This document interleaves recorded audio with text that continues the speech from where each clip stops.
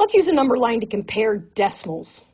Now, remember that decimals are something like 0.87 or 1.32. So we can use that to our advantage, knowing that as we go further to the right on the number line, our numbers get larger, and as we go to the left, the numbers get smaller. So really, we have to just make sure we are in numerical order, right? In this case, 0.87 would fall between 0 and 1. It's over halfway, it'd be somewhere over here. 1.32, on the other hand, falls between 1 and 2. Not quite halfway, would be about right here. So we would say 0.87 is less than 1.32. All right, so let's use a number line to compare 1.34 and 1.67. Now, hopefully we can recall that 1.5 is halfway between 1 and 2. Because both of these numbers start with 1, we know they're both going to lie somewhere between 1 and 2. Now, if I start with 1.5 in the middle, I can say, well, 1.34 is before that, right? Because 3 is less than 5. So 1.34 is going to fall somewhere over here. And then 6 is greater than 5. So 1.67 is going to fall somewhere over here. So when we look at our 2 points, we can easily see on the number line that 1.67 is further to the right, meaning that number is larger. So we can say 1.34 is less than 1.67, or we could also say that 1.67 is greater than 1.34.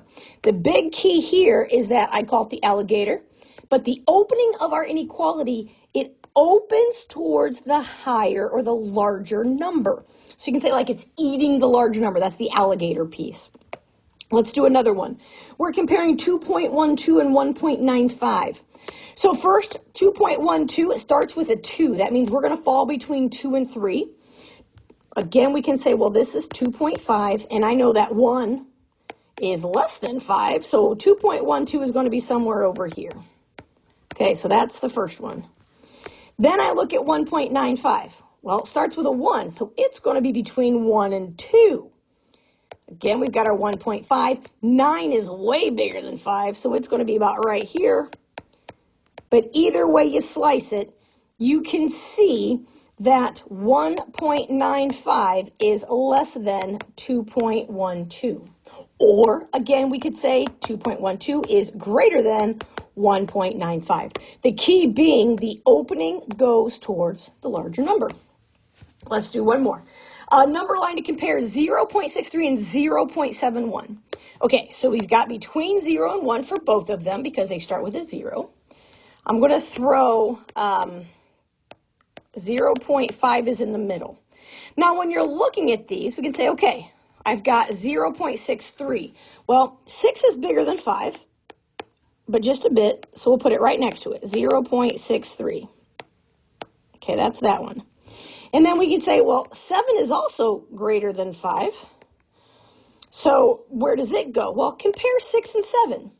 7 is greater than 6. That means it needs to come to the right. So this would be 0.71. So we can see that 0.71 is greater than 0.63 because it falls to the right.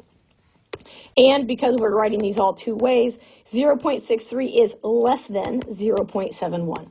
Again, we want to worry that the opening is towards the larger number. And that's it.